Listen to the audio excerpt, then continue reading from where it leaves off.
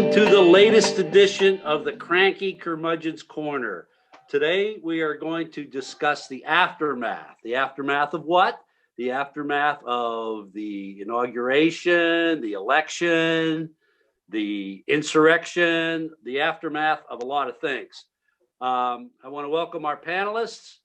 Daniel Thomas. Hello. We have Thaddeus Polhamus. How you doing?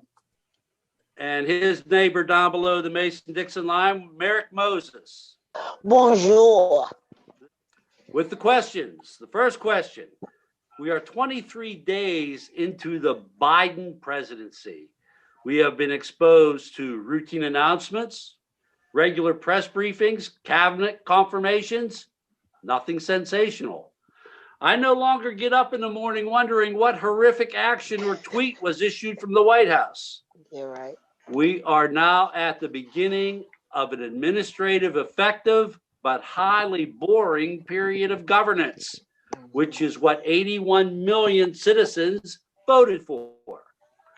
But as we worked our way through these initial 23 days, the thought occurred to me that excitement, drama, and adventure could have been the primary stimulus for the 74 million who voted for Trump. Clearly, the insurrectionists were intoxicated by the violent attack of January 6th, much the same way players are addicted to Street Fighter video games. Violence has always been a highly emotional part of our culture. The Wild West, war heroes, TV and movies with lots of killing, and now Trump.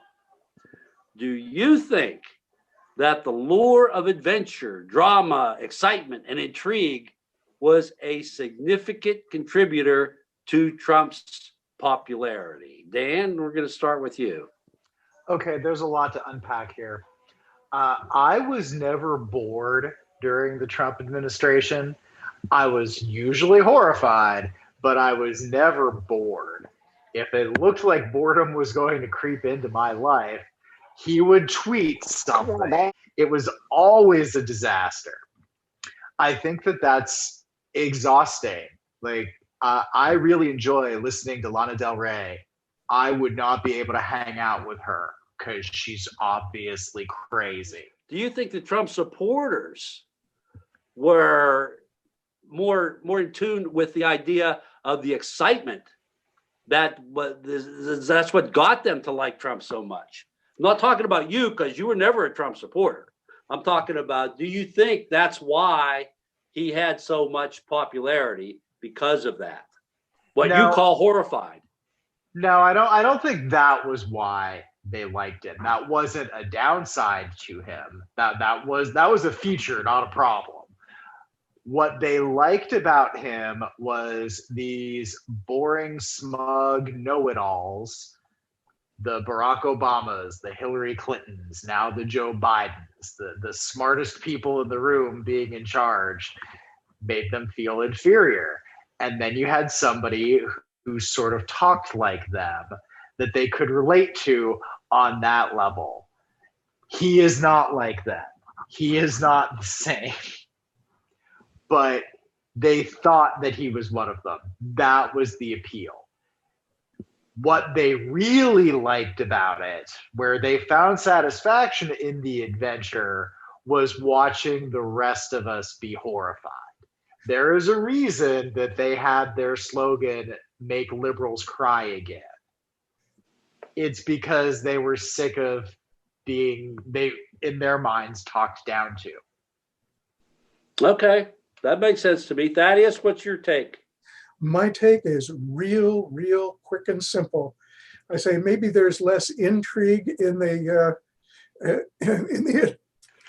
attraction than the idea of going out and breaking something. I think that really did have an appeal, but that's about it. Going out breaking something? Yeah, that's what they did on January 6th. They were waiting for that for 4 years.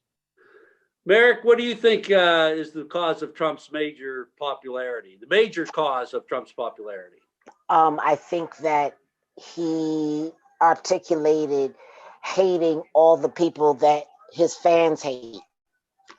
And I think that they were motivated, one, because they know that the demographic shift is here, and they know that they will be a minority. I mean, they're already a minority in the world. Most of the world is of color. So they are afraid of losing power. They are afraid of whiteness being decentered. And so they see their fleeting power. And unfortunately, their great white hope is a narcissistic, evil dummy. And this is who they've chosen. And so the racism, the xenophobia, the sexism is not the bug, it's the feature for them.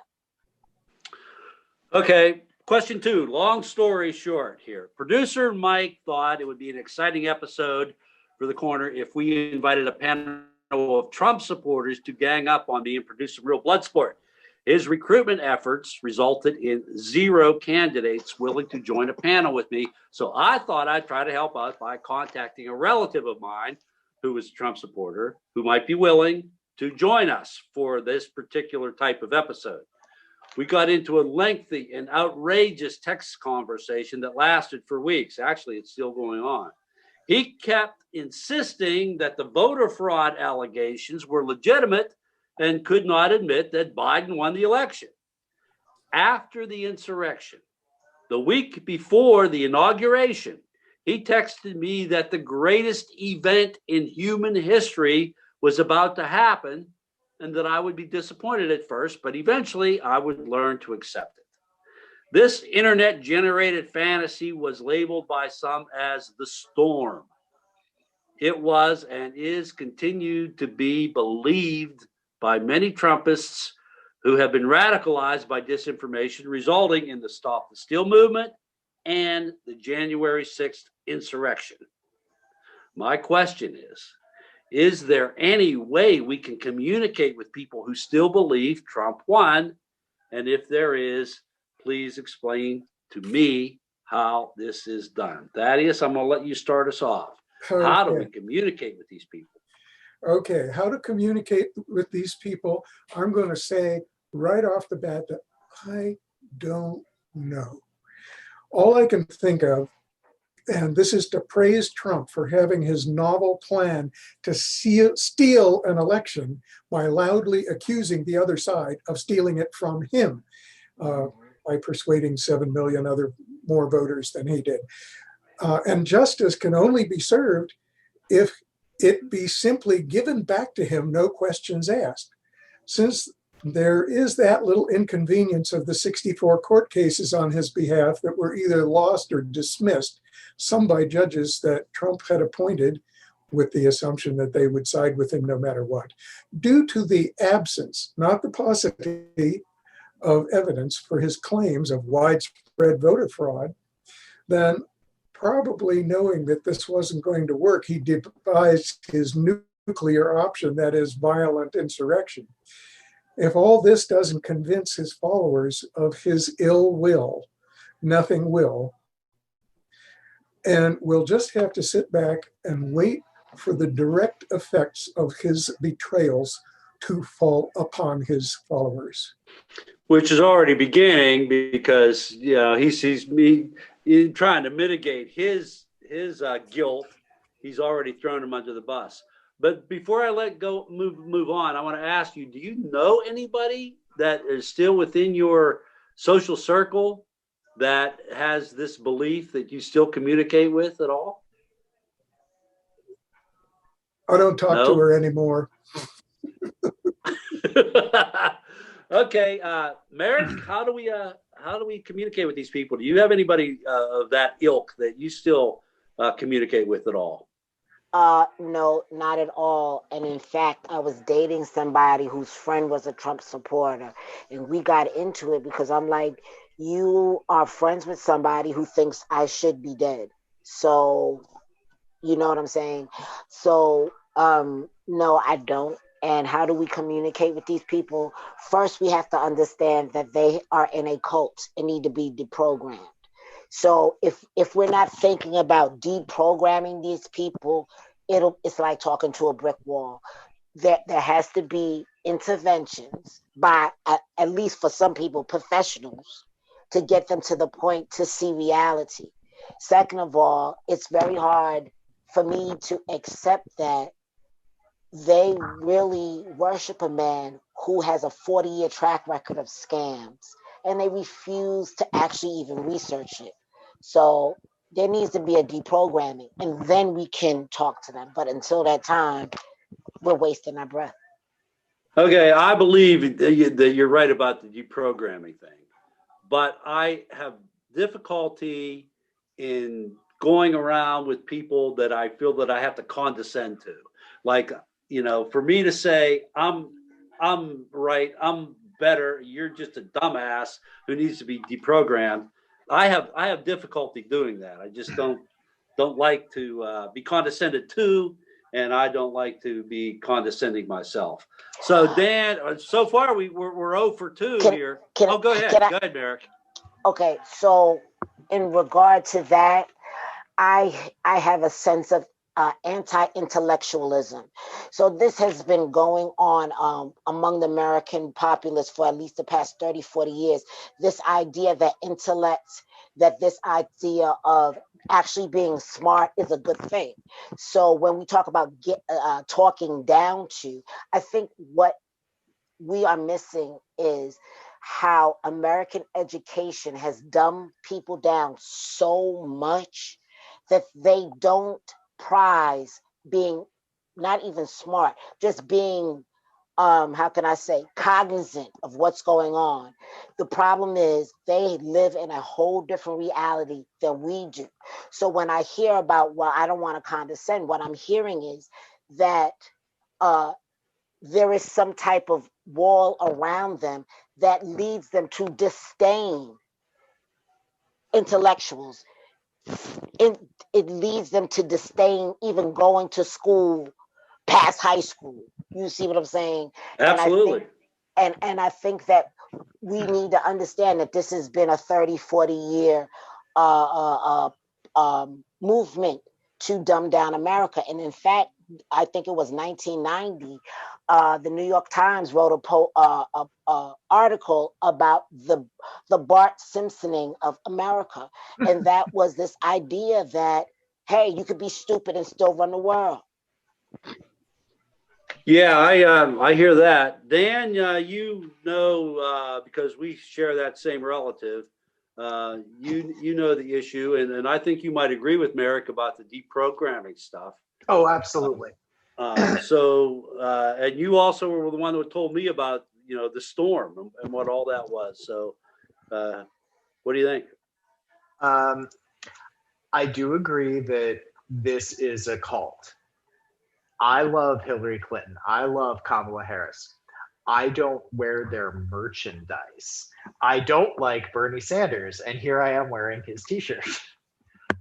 It's not normal to run a 4-year presidential campaign. That's really weird. That's odd behavior. So we have to start there. And that was one of the first warning signs that this is just a cult of personality around him. And a cult is a religious experience. If you walk into a seminary and start saying mean things about Catholics, the seminarians are not going to listen to you. That, I think, is the condescension that you are talking about. You have to relate to these people as part of their deprogramming. It cannot be about I'm right and you're wrong, because that's just going to make them double down. Okay, how do you do that though? You relate to the say we have a conversation with someone and we're aware that they need deprogrammed. What do you say? How do you start the conversation? Well, you don't have the conversation about that if you want to retain your relationship with them. So it's got to be something besides politics. Correct. Okay. And because we in this country, you don't discuss religion, you don't discuss politics.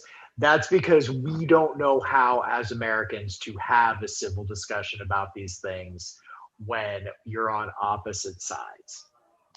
We used to be able to do that. We did. There was a time when we could do that. So I'm looking at the tone of this president and seeing how he has affected and infected the minds of so many people. And as a person of color, how do I talk to somebody who thinks that my father shouldn't have come from Panama, or thinks that Africa is filled with S-hole countries? I don't know how to interface with people that put nooses up in front of the Capitol. I mean, what do I do? Do I have to wear a weapon to protect myself from those people? Because they seem pretty violent. Well, to be honest, I don't interact with those people either. I don't want them in my life. But if you do, if you want to have these relationships, that what you got to do is limit the topics to the weather, your health, your granddaughter's birthday presents, whatever. The dogs. But, yeah, but I don't want to talk to them. So I don't. But if you want to, like, I was just wondering if any of you guys had anything that I couldn't figure out, and apparently that none of us have the capability of working this out. None of us are trained called deprogrammers, so I guess we need that training if we're gonna. I've never met Merrick before. He might be, but no, I'm just a victim advocate. Yeah, so maybe if they're victims, we can help them get services that can help them get deprogrammed. Well, I think what Merrick said initially is about, they need counseling. They need some real counseling, and I don't see any other way besides that type of therapy that's going to get them out of it. I really don't. Okay, we are a couple of days into the Senate trial following the second House impeachment of Donald Trump. How do you see that playing out? Merrick, let's hear it from you. What do you think is happening with this impeachment, and how do you see it ending up? Well, I don't think that he'll be convicted, because I think that the Republicans in the chamber, most of them are afraid of him and his influence. And then there's the other ones who are also sociopaths that just don't care about anyone but themselves. So I call them the Ayn Rand contingent of the GOP. And so I think that we're in for a long slog. Will he be acquitted? I guess probably. But it is important for America to have the trial, because then we can start on a path of truth and reconciliation. I suggest that in the midst of all this, we need to create a truth and reconciliation commission like they did in South Africa, so that we can understand the length and breadth of his crimes. And only when we can see that fully, and as a nation come in and heal. I don't think a lot of us realize that we've been in an emotionally abusive relationship with this particular individual for 4 years. I mean, we've already remarked on this live that people didn't want to, like you said, when you wake up in the morning, is the world going to blow up? Who's he mad at now? And all of that takes wears on a person. You see what I'm saying? So I think that part of our healing process is a Truth and Reconciliation Commission. But Merrick, don't you think that the Truth and Reconciliation topic needs to cover 400 years as opposed to just 4 years? Because the racism that we have as a country have been saddled with and have accepted for 400 years is a big part of the problem, and is a big part of his appeal. So I agree that Truth and Reconciliation, in the way they did it in South Africa, but I think that what we need to do is have it expand way beyond Donald Trump. Oh, absolutely. This Truth and Reconciliation about his regime will then spark another conversation, because people will be like, the racism, where did this come from? And so I think that would be the opening salvo in our campaign to heal. It's just the opening, but it's not the totality of it. Gotcha. Dan? Okay, how the Senate trial is going to play out. Well, Have you seen any of it yet? I've seen some of it, but Mhm. I'm working while most of it is on. So Right, right. I think that I don't want to mispronounce her name, but I've never heard of her before. Stacey Plaskett. She's Yes. a national treasure. I like her a lot. But as for how it's going to play out, Trump will be acquitted. However, much like his second impeachment, fun fact 50% of all presidential impeachments are now Donald Trump.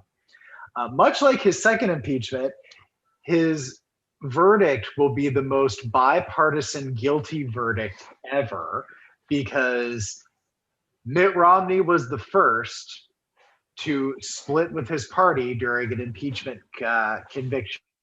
Out of all three that had come before, he was the first to vote to remove somebody from his own party. There will be several more. I think that we can count on at least 6. Mm-hmm. Don't think that we will be able to get the full 17 that we need. But the consequence of this is going to be during the next Republican primary, where he goes and says he's law and order, or one or two of his bratty kids, whoever's running, when they say we represent law and order, then the Ted Cruzes and the Josh Hawleys are going to say, no, you goddamn don't. Here's a tape of all the riots that happened on your watch or your father's watch. Things that were a direct result of your behavior and attitudes in this America. So I think ultimately Trump himself is going to be diminished by it. He's already been humiliated, and enough Republicans are standing up and saying, I'm done with this. Not enough to, matter. But I think if the first impeachment had been a secret ballot, he would have been convicted and removed. But the fact that these people have to answer to their voters, they're not going to betray that basic ideal because they like their jobs. I also want to add in closing that a lot of these Republican senators are extraordinarily cowardly. Anyone who is up for re-election in 18 or 20 has a safe seat, even if they remove Trump now, because Americans are stupid and we have short attention span. So they have plenty of time to redeem themselves. The ones who are up for re-election in 22, they're going to lose their seats if they vote to impeach. Those ones, I completely understand. I don't agree with it, but I understand their logic. The ones who have 4 and 6 years left to go, like Miss Lindsay and Mitch McConnell. Yeah, they have no reason not to do it. And they are not stupid men. And they are tired of Trump. They see which way the wind is blowing and they want to keep him for that reason. But they have this opportunity to purge the party of at least part of his influence. And they are choosing not to take it. And that is cowardly because they see the damage he's done and he is of no more use to them. Thaddeus, you're retired like me, so you may have had a chance to watch these things live, these impeachment hearings. I get trapped in front of them when I'm on the treadmill because that's what the TV is showing.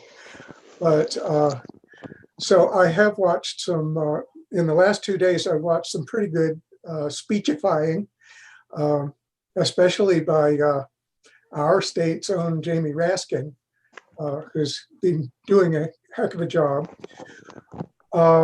It's all very nice, and they're up against the defense lawyers who I think were hired 48 hours before the trial began. Yeah. And they are. It was a week. But slapdash, haphazard, and they don't seem to even quite care whether they win their case or not. because it's pretty much a foregone conclusion that there's no way you're going to get 17 GOP senators to vote him guilty. So it doesn't really matter what they do. Now, I occasionally read a column by a fellow that I don't agree with a whole lot. His name is Jonah Goldberg. He's a real Republican. That is, he's a Republican who does his homework. And he was kind of, wishy-washy today about whether we should even be bothering with this this exercise in the Senate, because whether he is innocent or guilty in the Senate, he would still be liable, since he's no longer in office, to criminal prosecution for the same stuff. And he could very well wind up getting found guilty by a jury of his peers, as they say, in a court of law. And when it's time for him to try to run for another go at the presidency in 2024, he just might be a convicted felon and won't be eligible. But at the end of the day, Mr. Goldberg had to agree that the one service that this exercise gives us that a regular court case would not is that the whole thing is playing out hour after hour, day after day, on national television, on the radio, on the internet. You can watch every painful minute of it if you want. I don't want, but some people do. And there are people who are following this slavishly. Those who aren't are checking in each night with the talking heads on cable news to get the highlights, all the quotables for the day.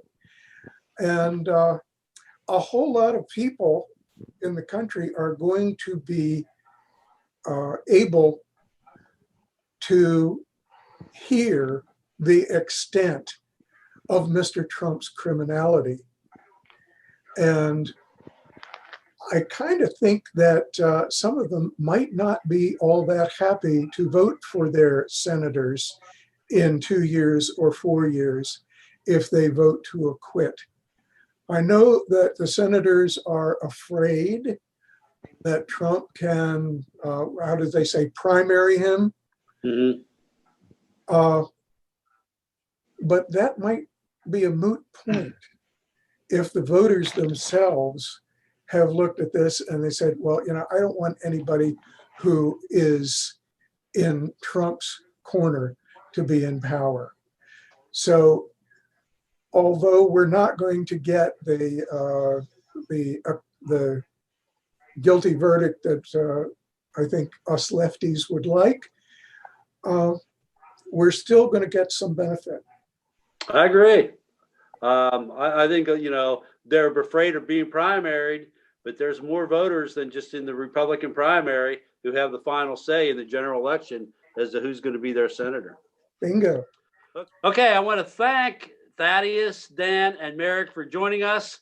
They will also be joining us for the next episode of The Aftermath. So until then, bye.